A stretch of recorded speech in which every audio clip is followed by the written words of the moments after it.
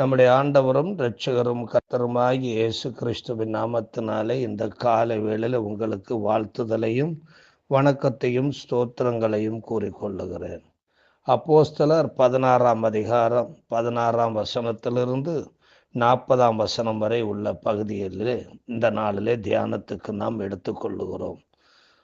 பவுலும் சீலாவும் சிறையில் தள்ளப்படுகிறார்கள் என்பதாகும். 16ஆம் வசனத்திலே நாம் வாசிக்கும் பொழுது, நாங்கள் ஜெபம் பண்ணுகிற இடத்துக்கு போகையில் என்று சொல்லப்பட்டிருக்கிறது. அவர்கள் ஜெபம் பண்ணுகிற இடம் எந்த இடம் என்றால் 13ஆம் வசனத்திலே நாம் வாசிக்கிறோம், பிலிப்பி பட்டணத்திலே ஓய்வு நாளிலே நாங்கள் பட்டணத்துக்கு வெளியே போய் ஆற்றின் அருகே வழக்கமாய் ஜெபம் பண்ணுகிற இடத்தில் உட்கார்ந்து என்று சொல்லப்பட்டிருக்கிறது. அதாவது மாசிடோனியா பிலிப் அரசன் ஸ்ட்ரைமோன் நதிக்கரையில் பிலிப்பி பட்டணத்தை கட்டினான். இந்த நதிக்கரையில் தான் ஒரு ஜெபக்குழு இயங்கி வந்தது. அதாவது இந்த ஆற்றின் கரை என்று சொல்லுவது ஸ்ட்ரைமோன் என்ற ஆற்றின் கரை என்பது ஆகும். இந்த இடத்திலே தான் கூடி வந்த ஜெபக்குழுவை குறித்து தான் இந்த 16ஆம் வசனத்திலே சொல்லப்பட்டிருக்கிறது. நாங்கள் ஜெபம் பண்ணுகிற இடத்துக்கு என்று சொல்லப்பட்டிருக்கிறது. இந்த ஜெபக்குழுவினால் தான் லீதியால் மனம் திரும்பினாள் என்று நாம் அந்த 13ஆம் வசனத்திலிருந்து நாம் வாசிக்கின்றோம். இந்த ஜெபக்குழுவோடு இணைந்து ஜெபிக்க போகும்போதுதான் அப்போஸ்தலர்கள் குறி சொல்லுகிற ஆவியையுடைய ஒரு பெண் மீதிருந்த ஆவியை துரத்தினார்கள். இதனை 16ஆம் அதிகாரம் 16லிருந்து 18ஆம் வசனம் வரை உள்ள பகுதியிலே நாம் வாசிக்கின்றோம். நாங்கள் ஜெபம் பண்ணுகிற இடத்துக்கு போகையில் குறி சொல்ல ஏவுகிற ஆவியை உட்கொண்டிருந்து குறி சொல்லுகிறதுனால் தன் எஜமான்களுக்கு மிகுந்த ஆதாயத்தை உண்டாக்கின ஒரு பெண் எங்களுக்கு எதிர்பட்டாள். அவள் பவுலையும் எங்களையும் பின்தொடர்ந்து வந்து, இந்த மனுஷர் உன்னதமான தேவனுடைய ஊழியக்காரர், இரட்சிப்பின் வழியை நமக்கு அறிவிக்கிறவர்கள் என்று சத்தமிட்டார். இப்படி அநேக நாள் செய்து கொண்டு வந்தால் பவுல் ஒரு நாள் சினம் கொண்டு திரும்பி பார்த்து, நீ இவளை விட்டு புறப்பட்டு போகும்படி இயேசு கிறிஸ்துவின் நாமத்தினாலே உனக்கு கட்டளையிடுகிறேன் என்று அந்த ஆவியுடனே சொன்னான். உடனே அந்த ஆவி அவளை விட்டு புறப்பட்டு போயிடுச்சு என்று அந்த பகுதியிலே சொல்லப்பட்டிருக்கிறது. குறி சொல்லுகிற ஆவிகளை வைத்து ஏராளமாய் சம்பாதிக்கிற மனிதர்கள் அந்த பிலிப்பி பட்டணத்திலே காணப்பட்டார்கள். இப்பொழுது அந்த பெண்ணின் மீது இருந்த குறி சொல்லுகிற ஆவி துரத்தப்பட்டு போய்விட்டது. இந்த பெண்ணில் இருந்த குறி சொல்லுகிற ஆவியினால் நிறைய பேர் பலவாறாக சம்பாதித்தார்கள். இப்படி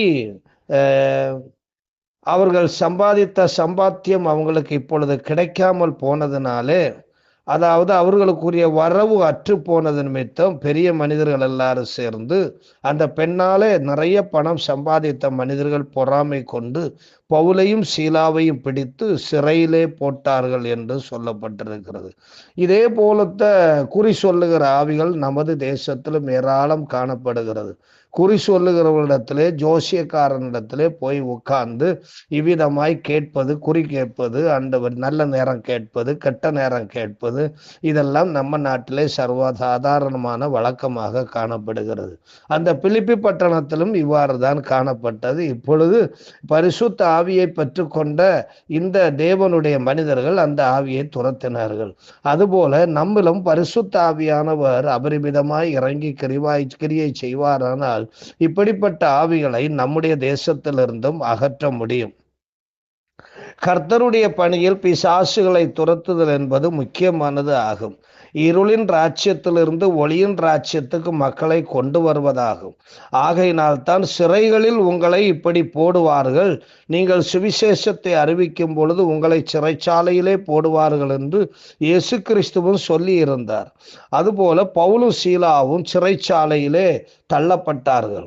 ஆனால் அவர்கள் சிறைச்சாலையிலே தள்ளப்பட்ட பொழுதிலும் கவலையற்றவர்களாக மகிழ்ச்சியோடு காணப்பட்டார்கள். சிறை நிமித்தம் கவலைப்படவில்லை, சமாதானமாக படுத்து கொண்டார்கள். நடுராத்திரியிலே பரிசுத்த ஆவியினால் நிறைந்த இவர்கள் ஜெபம் பண்ண ஆரம்பித்தார்கள். தேவனை துதித்து பாட ஆரம்பித்தார்கள்.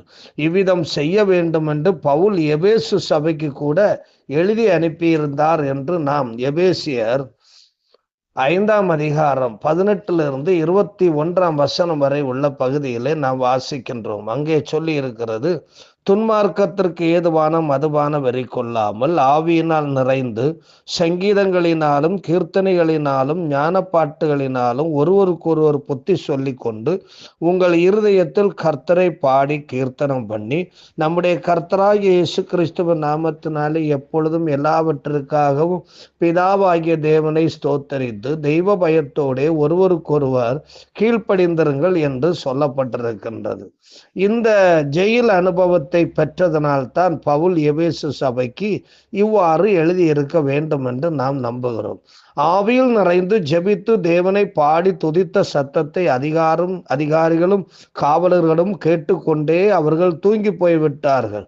வருத்தம் பதட்டம் இல்லாமல் மகிழ்வாய் இவர்கள் இருக்கிறார்களே, எந்த எதிர்கால பயம் கூட இல்லாதபடிக்கு இவ்வளவுகள் சந்தோஷமாய் மகிழ்ச்சியாய் காணப்படுகிறார்களே, இது என்ன முறைமையோ என்று தெரியவில்லையே என்று சொல்லி நினைத்து கொண்டே அவர்கள் தூங்கிவிட்டார்கள்.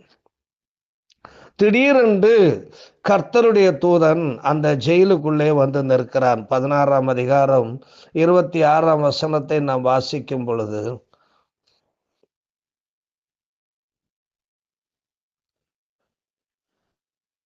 சடிதியிலே சிறைச்சாலையின் அஸ்திபாரங்கள் அசையும்படியாக பூமி மிகவும் அதிர்ந்தது. உடனே கதவுகள் எல்லாம் திறவுண்டது. எல்லாருடைய கட்டுகளும் கலன்று போயிற்று. என்னவென்றால், கர்த்தருடைய தூதன் அந்த இடத்திலே அவர் கடந்து வந்திருக்கிறார் என்பதை நாம் அறிய முடிகின்றது.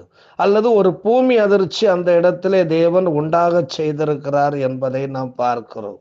சிறைச்சாலைக்காரன் நித்திரை தெளிந்து சிறைச்சாலையின் கதவுகள் திறந்திருக்கிறதை கண்டு கட்டுண்டவர்கள் ஓடி போனார்கள் என்று அவன் நினைத்து கொள்ளுகின்றான்.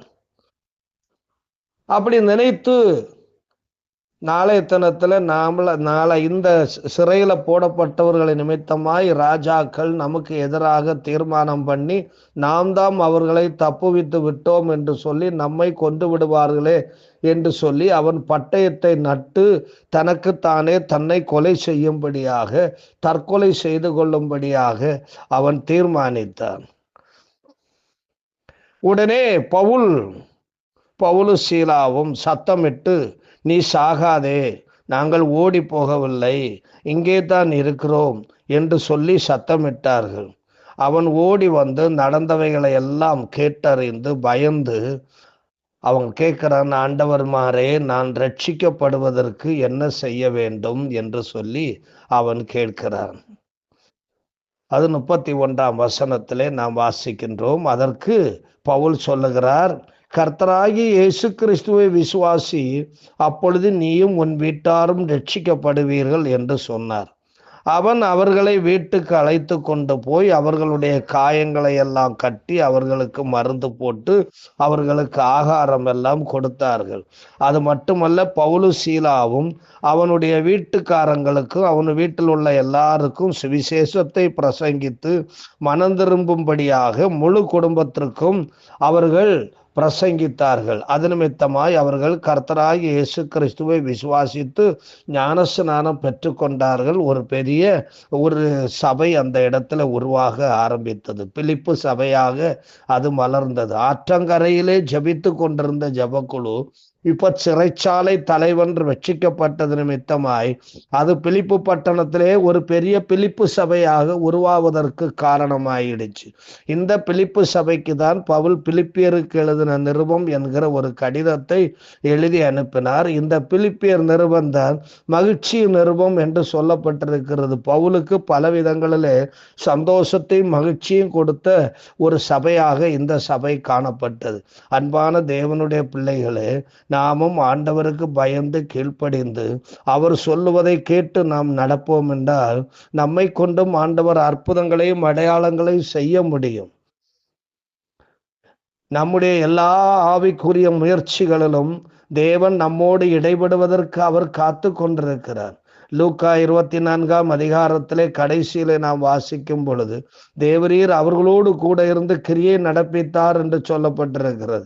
அவ்விதமாகவே இந்த அப்போஸ்தலர்களோடு கூட ஆண்டவர் கூட இருந்து அற்புதங்களையும் அடையாளங்களையும் நடப்பித்ததுனாலே ஒரு பெரிய அற்புதம் அந்த இடத்துல நடந்திருக்கிறது. ஒரு ஜெயிலுக்குள்ள இருந்த எல்லா கதவுகளும் தானாகவே திறந்திருக்கிறது. கர்த்தருடைய தூதன் அந்த இடத்துல வரவும் பூமி அதிர்ச்சி உண்டாகவும் அந்த இடத்துல தேவன் ஒரு பெரிய மகத்துவ கிரியைகளை நடப்பித்திருக்கிறார்.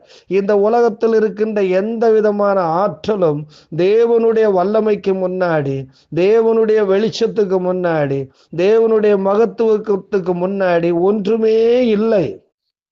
அவர் எல்லாவற்றுக்கும் எல்லாமானவராய் இருக்கிறார். சர்வ வல்லமை பொருந்திய தேவனாய் இருக்கிறார். மரணத்தையே அவர் ஜெயித்தவராய் இருக்கிறார்.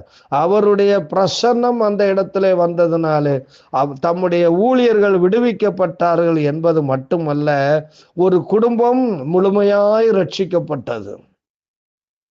பிறகு மறுநாள் பவுலும் சீலாவையும் எந்த விதமான ஆதாரமும் இல்லை என்று சொல்லி அவர்களை விடுவித்தார்கள் என்று அந்த அதிகாரத்திலே நாம் வாசிக்கின்றோம். எங்கள் அன்பு நிறைந்த ஆண்டவரே, இந்த காலை வேளையில உம்மை நாங்கள் சோத்திரிக்கிறோம். பவுலையும் சீலாவையும் தேவரீர் அற்புதமாக ஆண்டவரே நீர் விடுவித்து அந்த ஒரு ஆண்டவரே சிறைச்சாலைக்காரனுடைய குடும்பம் மீட்கப்படும்படியாய் நீர் அவர்களை பயன்படுத்தினீர். ஆண்டவரே சோத்திரம். அவர்களை ஒரு குறி சொல்லுகிற ஆவி அவர்களை ஜெயிலுக்கு கொண்டு போனது.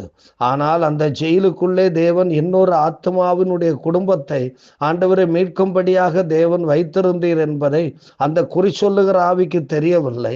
ஆனால் தேவன் அங்கே அதை நீர் அறிந்திருந்து ஆண்டவரே சோத்திரம் பவுலையும் சீலாவையும் ஜெயிலுக்கு அனுப்பும்படியாக நீர் அனுமதித்திருந்தாலும் அங்கே ஒரு முக்கியமான குடும்பத்தை மீட்கும்படியாக நீர் பயன்படுத்தினீரே, உமக்கு ஸ்தோத்திரம்.